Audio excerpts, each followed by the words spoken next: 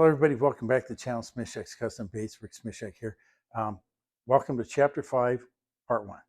Okay. This is the vision. This is so far. This was the chapter that I enjoyed the most. That I felt like I learned the most from. The chapter that I think was as tedious as some of the other stuff I was reading about, like the bones or lack of in a bass inner ear. Okay, I didn't care about that. Although there were a couple things, and I mentioned, I think, in the videos, where there was helpful. But for the most part, a lot of that stuff just wasn't all that interesting to me, like how the lateral line actually works, all the little ins and outs of it. No thanks. Didn't need to know that. Just need to know that it does work and how it affects my fishing. Okay. So let's start talking about the vision, and we're going to do the same thing here. We're just going to talk about the parts that affect how we fish, how we select our lures. What does the bass see? How does that help us, right? Okay, so first of all vertebrates, including fish and humans, all the eyes in that whole class, that huge class of creatures, our eyes are constructed. The design is basically the same. I mean, there's minor differences, but the basic design is the same. Okay. In order to begin understanding what a bass sees, we need to understand how water, and this video here is going to be just about how water affects what a bass can see. Okay, how does it affect it? Well, there's two different ways. One is by light absorption, and the second one is by light scattering. Okay, all bodies of water absorb and scatter light, right? And because water is a whole lot denser than air, these things happen faster in water than they do on land. Okay, and because it happens, let's talk about the water absorption first. Because it happens so much faster in the water than on land, well, there's a whole lot more light available to us turf dwellers than there is to aquatic life, right? I never actually thought of it that way before. Okay, but there it is. Pure water.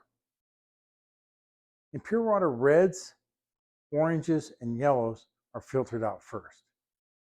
Okay, they're absorbed first into the water, or in the water. A clear lake with, say, a slight algae bloom, both the blue and red spectrums are absorbed first, leaving the greens, yellows, etc. Okay. Muddy water. In muddy water, all light is pretty quickly filtered out, right? But that said, reds, oranges, and yellows are filtered out last, right? And sometimes greens, okay? Which means that in southern reservoirs, this explains why in southern reservoirs, so many of them with that dirt, with that real dirty, muddy water, why reds, oranges, and yellows work so well, okay? It also helps explain why the color fire craw works so well in those southern waters.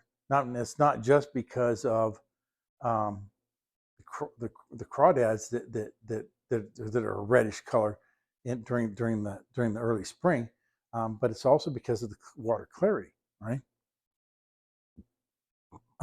Red objects only appear red near the surface. Okay, they quickly get to a point where they appear to fish is either shades of gray or black. Okay, good. I didn't have to refer to my notes too much at all in that part, which is pretty cool. Next, let's talk about light scattering. Okay, light travels in a straight line until it hits something, and then it goes off which way. And because water is far denser than air, this light scattering happens a whole lot faster in the water than it does in the air on land. Okay. So how does this affect what a bass sees? Well, scientists call it a twilight haze. Okay? There's a haze everything that a bass sees is in a haze, right?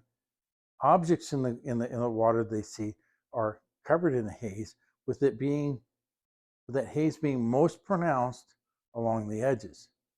So maybe this explains why we don't have to have an exact shape of, say, a bluegill or another sunfish. It can be something that resembles that, because bass don't see that shape perfectly.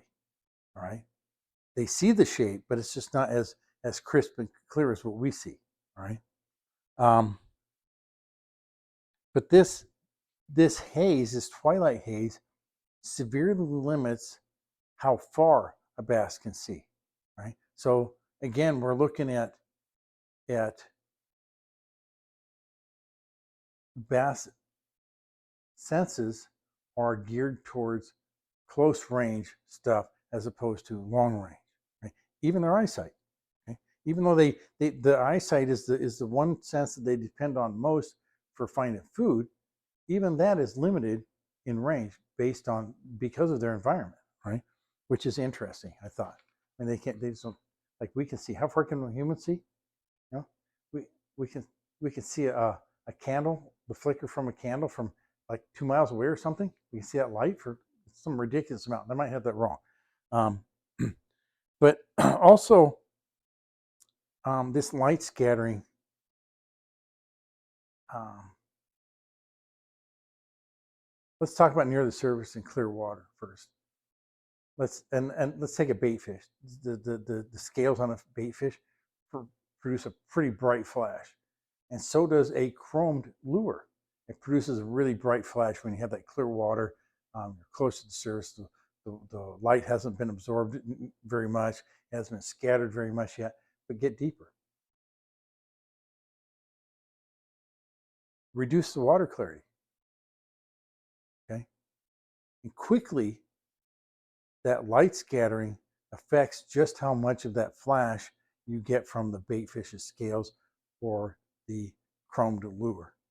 Okay, and it doesn't take, you get deep enough, get dirty enough water, and all of a sudden that's gone.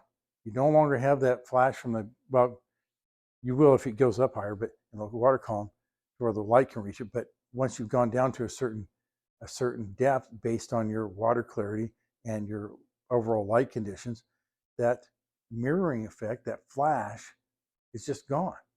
So there's another thing. If you're fishing in 15 to 20 feet of dirty water, well, guess what? You don't need to bust out that chrome lure. You can leave that in your tackle box. All the soft plastics that have silver in them for that flash, guess what? I can leave those in my tackle box too. Don't even tie those things on. It's just, here's another. These are just more examples of how we can make better selections with our lures. So that'll be it for today's video, for this segment. The next video, we'll go into more stuff on the eyesight. And as usual, if you have ideas for how to apply this stuff to your fishing, go ahead and put them in the comments down below. Share them with everybody. And so we all do that. We all become better fishermen, because not only has somebody else shared some of their information, but also it can trigger ideas in us. Okay, so with all that said, if you liked what you saw today, hit the like button. Okay, if you haven't subscribed, please do so. And you can hit the little bell too. That little bell will give you notifications for when I've put up new videos. And share. Sharing helps the channel out quite a bit. Not many of you do it yet, but I'm still hopeful. And until next time, folks, tight lines, calm waters, and God bless.